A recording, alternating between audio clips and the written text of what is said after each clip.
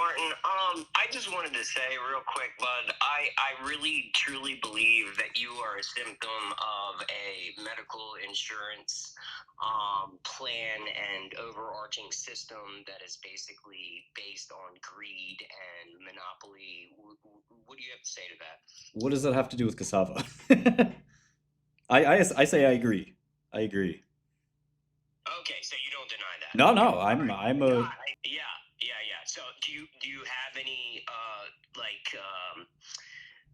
maybe forthcoming or like feel at all bad for the deeds that you've done in your life, or do you just all attribute it no, to capitalism? no. I love what I've done in my life, and when Cassava's phase 3 trial fails, I assume that you're an investor in Cassava and you're mad at me for some reason. Slightly, yeah. Okay. Well, why are you an investor in Cassava? Looking at new ventures in the market and basically investing in up and coming ventures that I see value in or that can boost my base income, basically.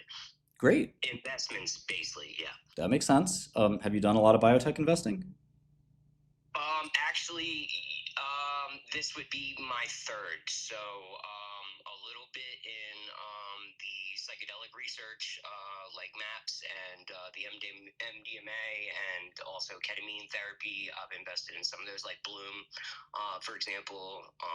Just to give examples. Well, Bloom is not a biotech company. Bloom distributes ketamine, which is sort of a different concept. Have you ever bet on a phase 3 outcome? No, I have not. It's something I've done since I was 19. It's very difficult. I don't think that this is an outcome that's going to do well, and I would just hope that you aren't all in or something. And you sound like responsible and intelligent, and as long as you don't go all in on something, I don't mind people taking flyers and putting 1% or 5% of their portfolio. But if somebody thinks this is like prudent to put half your portfolio in or all of your portfolio, I just feel like some compunction to say like, no, stop, don't kill yourself financially. It's just this is crazy. Look, 5%'s fine, 10%'s fine, but if you put half your money in this thing, I just feel like it's so irresponsible because 95 or 98% of Alzheimer's trials have failed. Like, you would have to have a lot of conviction that.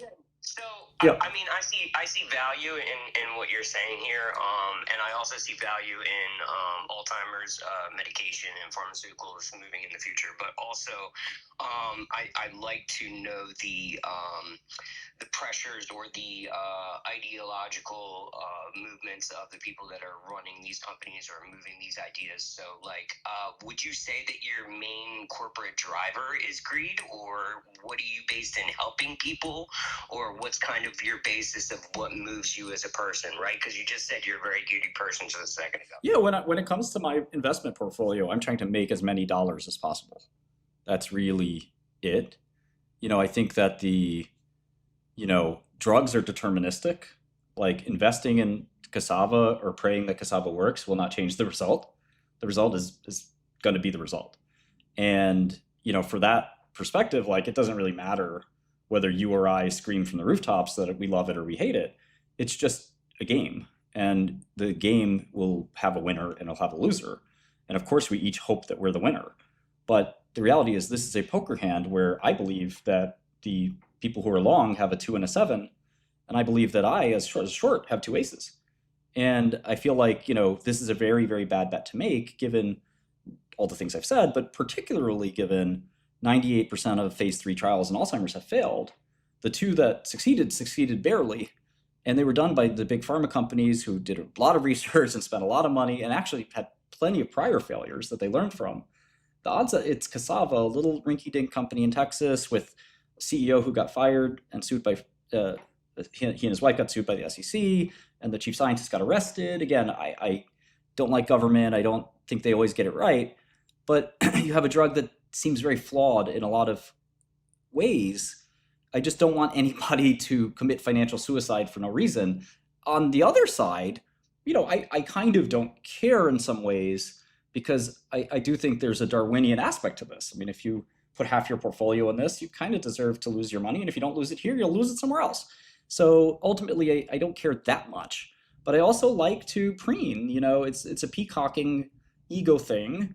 I like to show that I'm right before that I'm right. So I put my line in the sand. The last time I did this was 2015, where I shorted a stock called 𝗫𝗏𝗘𝗍𝗍. I made $20 million in one day. 𝗫𝗏𝗍𝗍𝗍 had a liver dialysis machine. There's a 50-page report that I wrote about it. I posted it on Twitter. And on this exact account, you can actually look up the tweet if you go back to 2015. And that stock fell 99%. It no longer exists. They had to change their name. They had to merge with another company. And that wiped out all the shareholders. So putting out the idea before it happens and saying, this is what's going to happen. This is the future for this. That's what an investor has to do all the time. And so I like to just do that partially, again, because of ego. I want people to think that I'm smart and good at what I do, because I do think I am. And I want to prove it. And this is a way to prove it. And by writing this paper, look, I mean, everyone can download this paper. If I'm wrong, in 30 days, I'm gonna have to eat a lot of crow. And I don't think anybody will ever listen to me again in biopharma.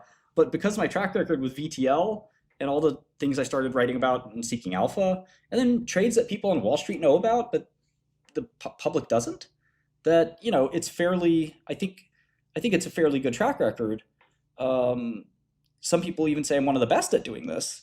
But again, so I feel like conflicted a little bit. On one hand, I don't really care what happens. I am greedy. If somebody wants to put their whole life savings in this and lose their money, I'm not going to send them a check afterwards because I felt bad for them. At the same time, I feel very like, geez, imagine if it was my brother who doesn't know the market that well, and my brother put all this money into the stock. I would tell him, Mark, what are you doing? Get out of this thing. So, and of course, as a short seller, I'm going to profit by everyone losing. So, for me, it's just a matter of how much money can I put in this trade. And, there's a limit to liquidity. There's a limit to how much money one has. There's a limit to all these things. But I feel, very, very confident that I can put my neck on the line here. And, I've even made claims that, if I'm wrong, I'll shave my head bald. I'll move out of the country. I'll transition to a woman. I'll do all these things because I really don't think that there's a possibility that I could be wrong. And when it comes to investing, I just think that the job is to maximize your profits. If there are people who are willing to lose their money over principle, as an investor, I think that's certainly up to them. They can do that, but that's not my perspective. So yeah, I hear all the things you're saying, and I actually do agree with some of the points that you just said. What I would ask is, I have a three-part question here. So basically, one, do you have anybody in your life that is going through Alzheimer's? So the answer to that is no, but I've had many health tragedies in my life and my colleagues. My father just died a year ago from cardiovascular disease. Actually, my grandfather had dementia prior to his death. And nobody wants an Alzheimer's drug more than me. Not because I have a personal connection necessarily to it, but because it's really the biggest intellectual prize in pharmaceuticals.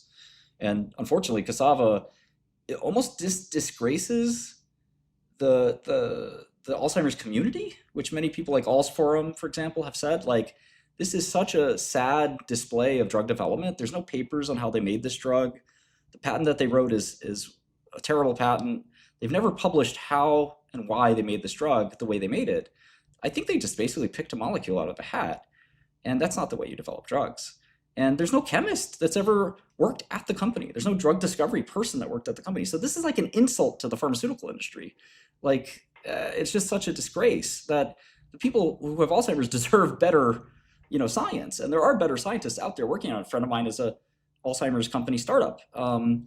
Eli Lilly is another example of a company that does fabulous research. So Eli Lilly's been trying to crack Alzheimer's for 20 years. Again, not because of personal connections, and of their 50,000 employees, I'm sure they have plenty of people who've been affected by Alzheimer's. I mean, it could be the biggest drug market in history. It could be the first drug ever that sells 100 billion in revenue. And everyone wants one, including me. The jealousy I have, the ability to have your name on the landmark drug in all of history, it drives everyone's motivations. But it also drives the greed from shareholders who say, well, I want to win. I want 100x. But at the same time, I don't realize that the probability of what I'm buying is zero. So I feel like that's kind of the way I come at the personal question. I hope that helps a little bit. Yeah, so the last thing I'll say, and I'll shut up after this point, because I understand where you're coming from, and I get the human being you are. I have to disagree with you as far as your motivations go and the type of human being you are. I mean, look at your past. It's been labeled as a pyramid scheme in the past before. I just feel as though maybe your heart and your mind aren't in the correct places to be the forefront runner of something of this magnitude or design, right? And then the second thing or last thing that I would say is basically that, not having someone in your life and basically calling it a game or a poker game is basically relating more back to your past experience, which tells me that you may not have learned anything from your past experiences and business adventures. That's really all I have to say. Thank you. I appreciate it. Yeah, so I mean, obviously, I disagree. I've never done anything wrong in my life. In terms of why'd you go to jail then? Why'd yeah, you go well, to jail? that's the thing. I mean, people do go to jail that for no reason. They put 4 indictments on President Trump. One of the reasons that I went to jail is this: I had a very big mouth where I defended capitalism to the end. And it's, in fact, I think man has to have a hill that he's willing to die on. And the hill I'm willing to die on is that firms should be able to choose the price of their product. Hillary Clinton disagreed with me, and I went to the mat, and I was willing to literally die for my belief. I would question if anybody else has a belief they're willing to die on. I do. I believe in capitalism. My family fled communist Albania, lived in refugee camps, trying to come to America. We looked up to great capitalists in our country. Their son became a great capitalist. I've never lost money for my investors in my hedge fund, but I was still charged for fraud, one of the first times that's ever happened, even though I made 5 times my money for my investors, 5 times their money. I didn't make any money, actually. I created a $1 billion drug company. I was creating a second one before I got arrested. And I think my track record amongst people who know speaks for himself. But if you don't like me, which is fine, I couldn't care less, I would ask you to challenge the ideas. How do we get around the poor pharmacokinetics of 𝗘𝗏? How do we get around the drug clearly being very unlikely to be a protein-protein inhibitor, interaction inhibitor? How do we get around the filament A sort of questions about why that target doesn't seem to be so great? How do we get around the doctored phase 2A data, the bad controlled withdrawal data? There's a lot of stuff here that's problematic, and Martin Shkreli is a very small part of it. I really am not, the story here. The story here is this remarkable chain of events. There's a biotech reporter that messaged me and said, we should write a book on this. It's so crazy. And I would say that that's true. I hate that reporter, but we do have the same conclusion here. And again, the personally, if you love what I've done in the past or you hate what I've done in the past, there are people, millions of people who are on each side of that. And the controversy that I've experienced in my life is, and again, the people that hate me can't imagine that there are tons of people that like me. And the people that like me can't imagine there are tons of people that hate me. And that's fine. It's totally besides the point.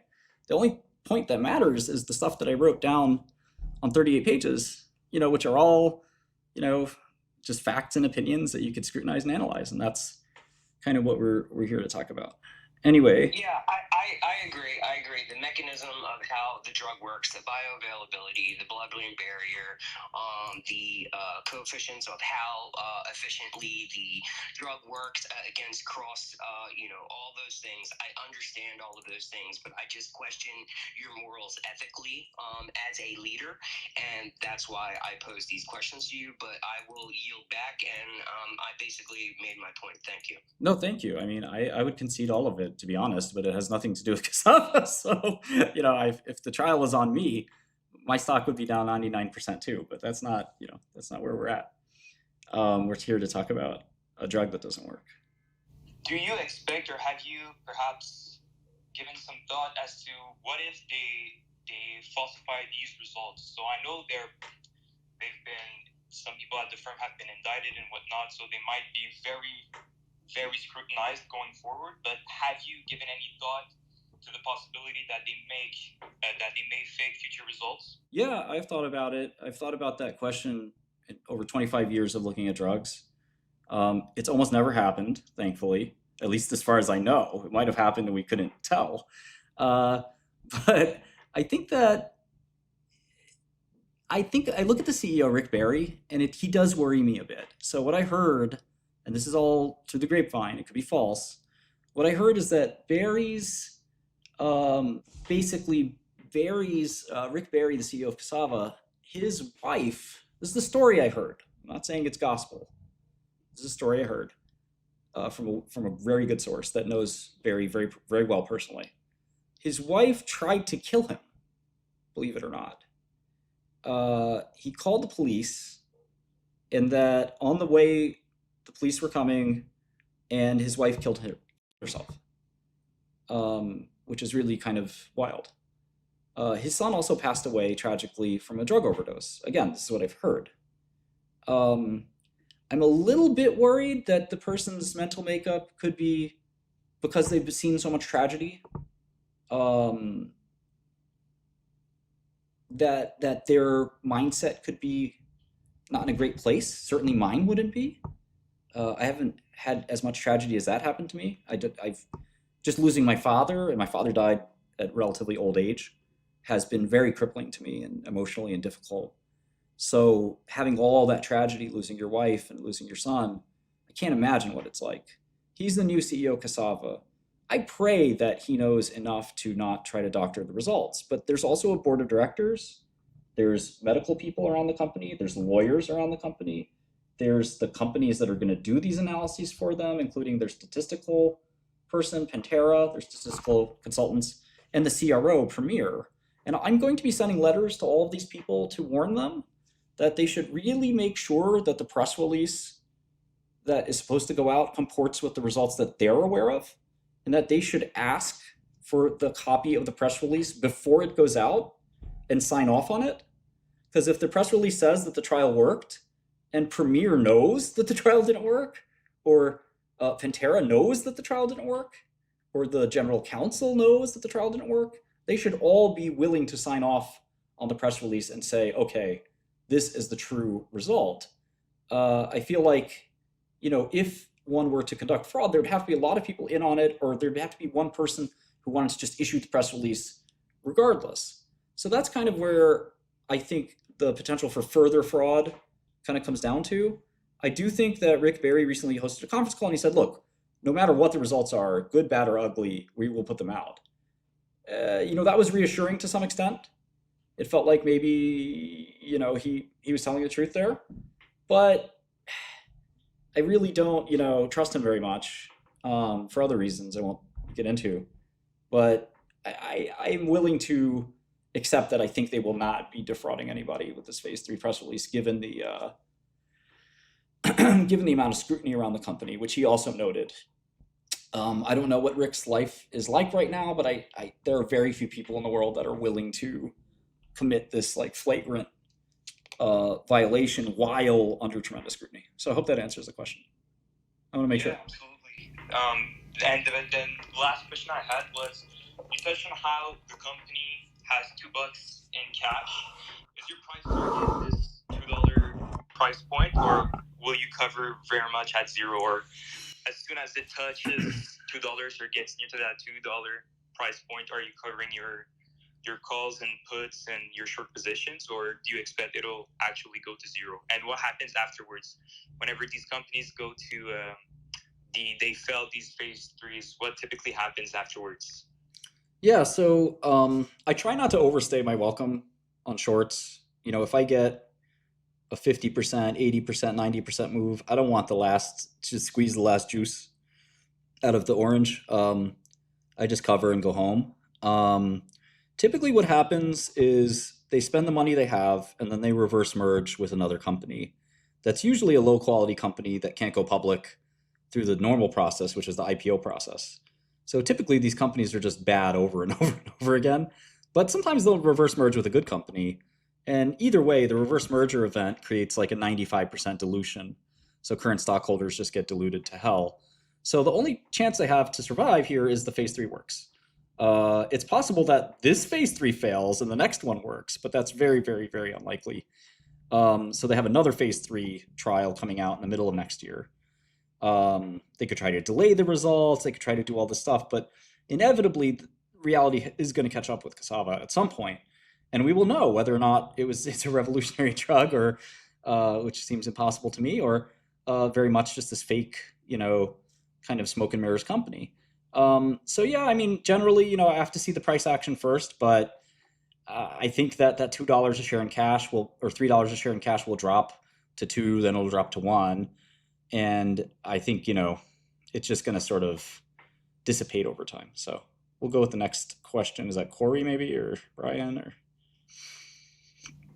Yeah, Martin, I was wondering if you could speak more. You were saying about, so originally they tried this, I think it was like naltrexone or something. Yes. With, narcotics. So I looked into this research a little bit, and it seems like there was kind of like several companies that tried to get like an oxycodone, ultra low dose naltrexone thing approved. I think some of them got to phase 2.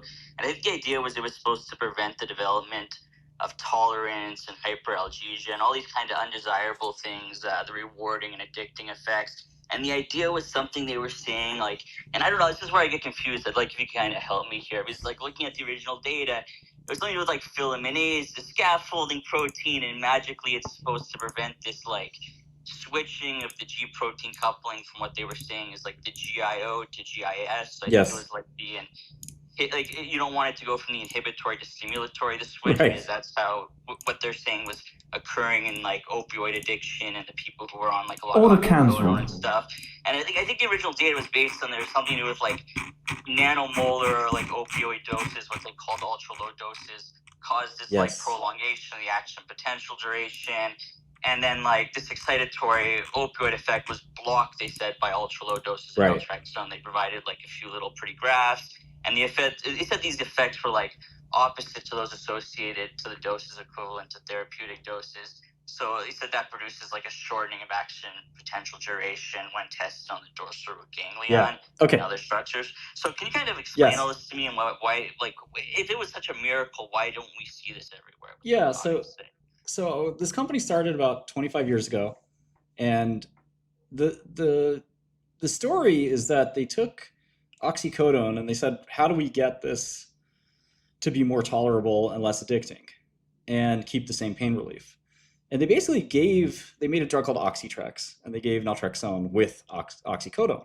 The problem is that naltrexone blocks the effects of oxycodone.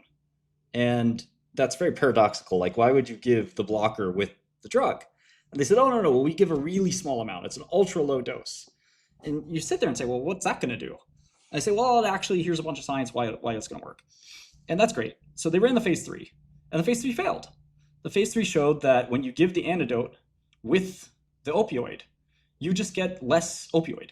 There's less pain relief, and there's less addiction, because it's just like giving like half a dose, because you're giving the antidote in the pill of the opioid. So it's a really like stupid theory, and it got disproven. But while they were trying to prove this clinically, they wanted to prove it scientifically as well. And so they worked with this guy, Dr. Wang, who's now been arrested, at CUNY. And at CUNY, he wrote this paper that you're referencing in PLOS One with Remy, the CEO, his wife, Dr. Burns. And they wrote this paper, and it got retracted, which is, obviously a big slap in the face. And they said that the way this works, the whole let me give you the antidote with the cure, the opioid plus the opioid antagonist, the way this works is through this filament thing. But the problem with this paper is it does not work. They terminated development of this project, and the results were bad. So trying to explain why something's worked in the lab when it didn't work in people, which is the main thing that you're trying to prove, it's been disproven that it works. Adding naltrexone to opioids just makes the opioids weaker.